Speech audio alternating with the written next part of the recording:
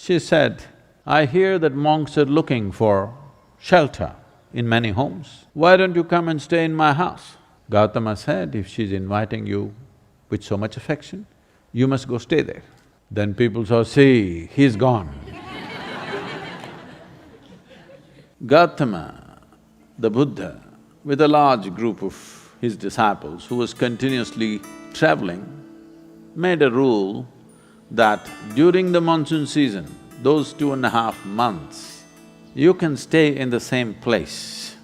The rule for the sannyasis or the monks who were with him is you should never stay in any place for more than 2 days. Normally, the monks were sheltered in many homes, so this rule he passed, more than 2 nights you don't stay in one house because it will be too much of a burden for the host. They are housing 10 people, you don't stay there for a month. 2 days, it should have been 1 day. 2, because you have walked a long distance and come, bit of recovery time. But during the monsoon season, he said, up to 2 to 2.5 months you can stay in one place because walking through the jungles of that region during the monsoon season would be treacherous and many would lose their lives. So this is a time like that. They stayed in a large town and they were spread across in many homes. The monks went out to get their alms from the people. Ananda or Ananda Tirtha, as he was known, who happened to be Gauthama's elder brother before his monkhood, went out and there was a courtesan or a prostitute in the town. She gave him alms, looked at him, a handsome young man, tall and straight. She said, "I hear that monks are looking for shelter in many homes. Why don't you come and stay in my house?" Ananda said, "I have no issue, but I must ask the Buddha as to where I should stay." Then she became really taunting. She said, "Oh, you're going to ask your guru? Go and ask him, let's see what he says." So Ananda brought what he had collected for the day.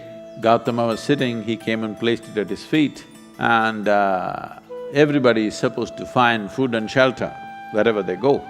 Ananda asked, like this lady is inviting me, can I stay there? Gauthama said, "If she's inviting you with so much affection, you must go stay there." The townspeople who were sitting here, they said, "What? A monk is going to go and stay in a prostitute's home? This is it." This spiritual process has become corrupt. Gauthama looked at them and said, "Why are you so worried? The lady is inviting him. Let him stay, what is the problem?" They all started getting up and started shouting.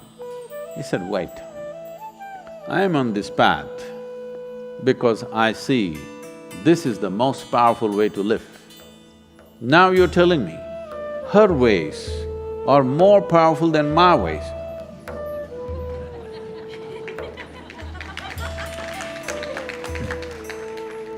If that is the truth, I will also go and join her.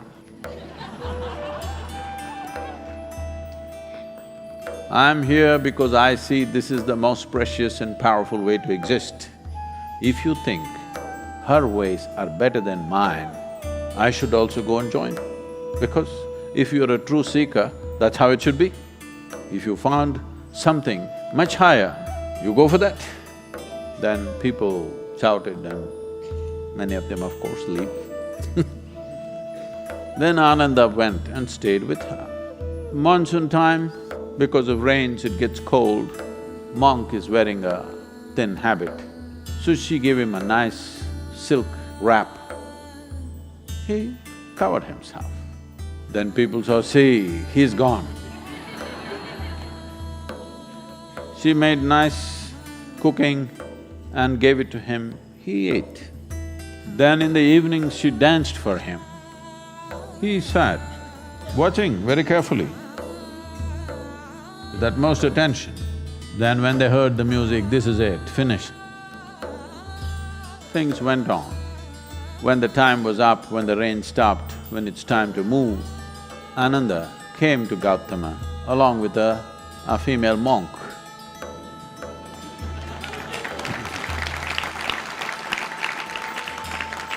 So, the power of being on the path of truth has been there, but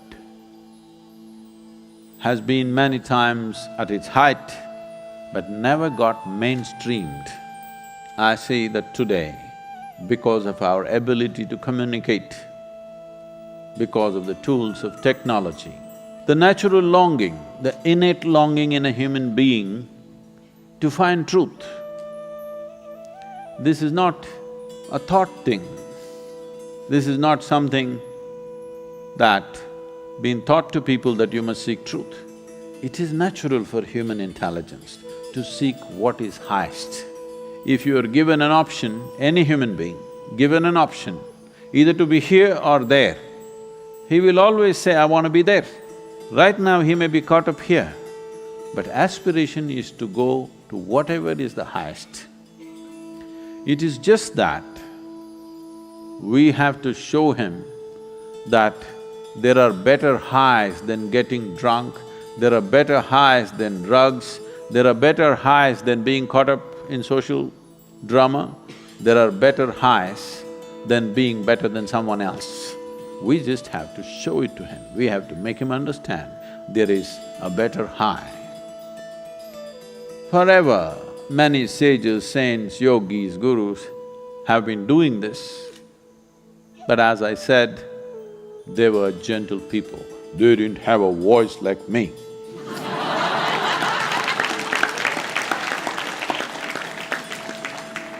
They didn't have a microphone. They didn't have tools with which they could speak to somebody there. They could only speak to people here. In spite of that, they did tremendous things.